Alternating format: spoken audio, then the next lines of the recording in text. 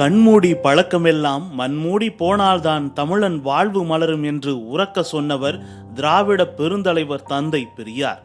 இந்திய தேச விடுதலைக்கு முன்னேற தனி தமிழ்நாடு முழக்கத்தை முன்னெடுத்தவர் தந்தை பெரியார்.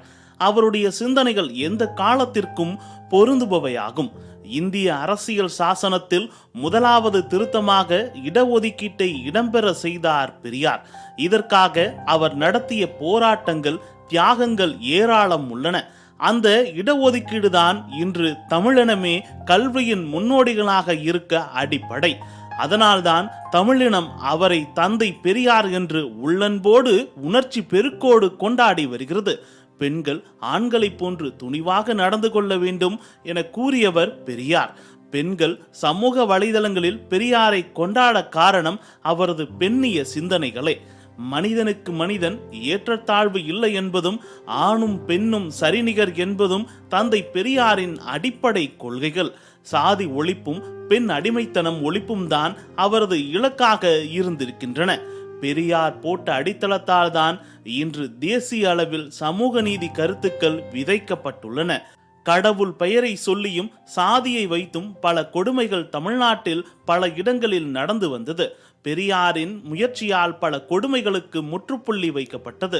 சமய சடங்குகள் இல்லாமல் சுயமரியாதை திருமணங்கள் நடைபெற்று ஆணும் பெண்ணும் சமம் என்ற சரிநிகர் முறையை வலியுறுத்தினார்.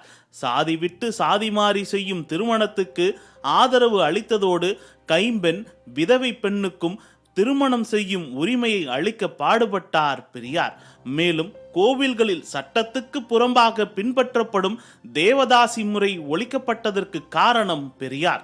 94 வயது வரை பொது வாழ்வில் பயணித்து வந்த பெரியார் இறுதியாக சென்னை தியாகராய நகரில் 1973 ஆண்டு டிசம்பர் 19 தேதியன்று கடைசியாக ஒரு கூட்டத்தில் கலந்து கொண்டு பேசினார். இறுதி கூட்டத்தில் கூட சமுதாயத்தில் சாதி முறையையும் இழி நிலையையும் ஒழித்து கட்ட திராவிடர்களாகிய அனைவரும் ஒன்றிணைந்து பாடுபட வேண்டும் என்று முழக்கமிட்டார். இதுதான் அவரது இறுதி மேடை பேச்சாய் இருந்தது. குடலிறக்க நோயால் பெரும் அவதிக்குள்ளான பெரியார் வேலூர் சிஎம்சி மருத்துவமனையில் அனுமதிக்கப்பட்டு சிகிச்சை பலனளிக்காமல் டிசம்பர் 24 தேதி உயிர் நீத்தார்.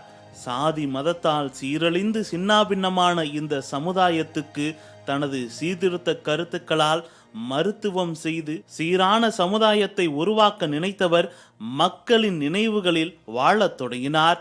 இன்று வரை வாழ்ந்து கொண்டிருக்கிறார்.